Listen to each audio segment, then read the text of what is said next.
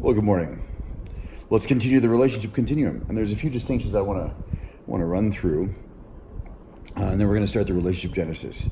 And I have to lead the coaches sales training this weekend. And part of what's going on, by the way, is I just want to burn through all these distinctions I've been distinguishing around relationship, so that I can get to the marketing I'm supposed to be doing, which is around the evolutionary NLP practitioner certification training, which begins in just a couple of months. So we're gonna just move through this content so I can get the ideas out there and then put my attention where it's supposed to be. So blame versus responsibility, blame and fault versus responsibility. And a lot of people have them collapsed. And one of the reasons that, first of all, let's just distinguish them. Now, this is something I heard from Landmark Education a long time ago, back in 1999. They said, they're separate conversations, but they never really distinguished it. And I kept saying, they're just separate, like taking responsibility is very different than admitting fault or accepting blame. And in fact, blame and fault lead to a shame downward spiral, which delays the amount of time that it takes for you to take corrective action. And it's just a confusion of logical levels. So, you did a bad thing. You violated your own value system, so you feel guilt. And guilt is actually a bit of an adrenaline rush. I got to go fix it. But then you make the additional move of making, I am therefore a bad person, or I'm unlovable, or I'm unworthy, or any other silly thoughts that you have that go down that track, which are not useful at all. And it's not taking responsibility at all. Accepting blame isn't taking responsibility. Shaming yourself isn't taking responsibility. So what is the difference, right? And first, let's just say that responsibility is your access to choice and power. Taking responsibility, I mean, you are response-able.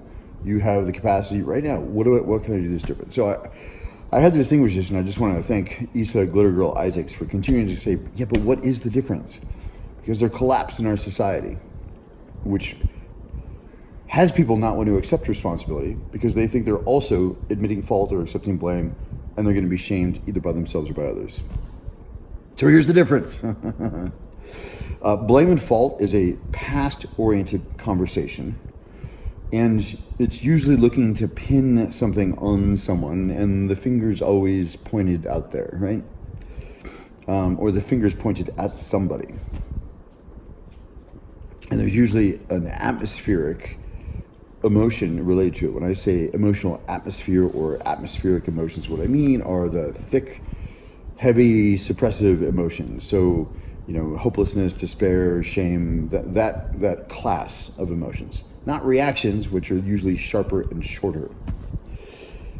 Responsibility is a present and future-based conversation that frees things up, that provides solutions. So one's looking for someone to, have to make amends, and the other one's looking for someone to find a solution and how they'll do it differently in the future. So that's the difference between fault and blame on one hand and responsibility on the other. Taking responsibility also has the added benefit of building your esteem for yourself. Your shoulders get bigger, you can carry more, and it becomes easier and easier. And some assert that the amount of time it takes between an error that you created in your interpersonal life, like a mistake you made, something that you did that you would prefer not to have done, and taking corrective action, the amount of time it takes, and hopefully, as it moves down towards zero, like moments, is another indicator of your ever-increasing movement towards that thing that is asymptotic and infinite, and that is enlightenment. If you can remain in the ever-present witness and not make it something, it can mean something negative about yourself, which you are making up, by the way, you're making it up, then the closer you get to being truly free. If you shame yourself still, then you're not yet free.